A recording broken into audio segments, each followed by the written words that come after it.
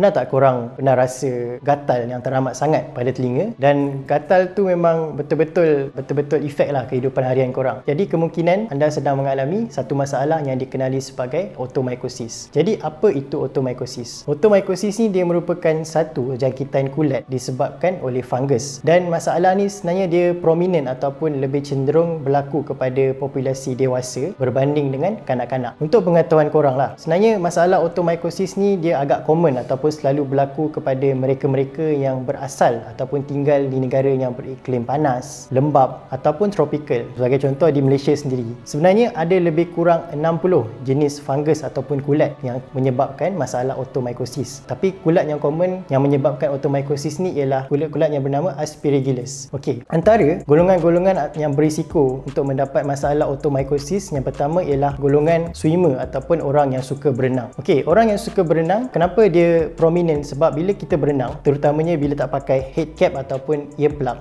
air tu dia akan masuk ke dalam bahagian telinga, dan bila air tu masuk dalam telinga, kita pula ada habit untuk tak bersihkan ataupun keringkan telinga. Di situlah sebenarnya jangkitan kulat boleh berlaku disebabkan oleh condition yang lembap dan juga basah. Yang kedua ialah mereka yang pernah mengalami chronic ear disease ataupun ear infection. Jadi golongan-golongan ni sebenarnya juga berisiko mendapat masalah otomycosis kerana infection tadi dia akan membawa kesan pada otomycosis. Yang ketiga ialah mereka yang selalu korek telinga menggunakan cotton bud. Sebab kadang-kadang cotton bud yang kita gunakan tu tak tentu bersih ataupun bebas kuman. Jadi di situ kemungkinan akan menyebabkan jangkitan dan masalah otomycosis. Dan yang keempat, orang-orang yang pernah mengalami trauma ataupun injury pada bahagian telinga. So sebenarnya masalah otomycosis ni dia boleh dirawat dengan beberapa cara. Yang pertama ialah ear clearance. Ear clearance ni ialah situasi di mana anda pergi berjumpa doktor, dan doktor sendiri yang akan membersihkan telinga anda daripada fungus ataupun kulat-kulat yang telah membiak tadi. Yang kedua ialah penggunaan eardrop ataupun ubat titis. Ubat titis yang common perlu mempunyai satu bahan yang dikenali sebagai acetic acid untuk membantu merawat penyakit otomycosis. Dan yang ketiga, jika kulat ataupun jangkitan kulat tu dia berlaku pada bahagian luar telinga ataupun outer ear, biasa kita boleh gunakan topical medication, di mana doktor akan beri ubat ataupun sarankan ubat yang berbentuk krim ataupun minyak. Ada juga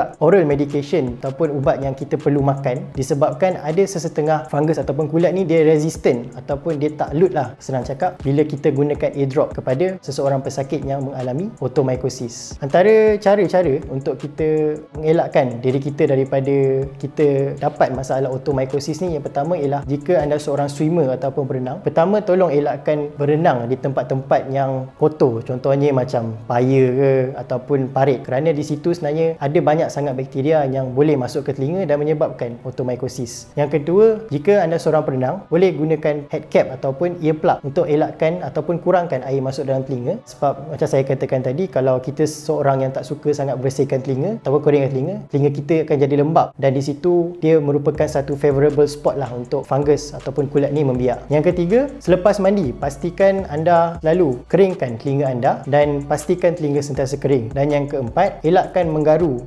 bahagian luar dan juga dalam telinga menggunakan jari lah. Sebab jari kita ni dia penuh dengan bakteria yang kita takut dia akan menyebabkan masalah kulat ataupun otomycosis dalam telinga kita.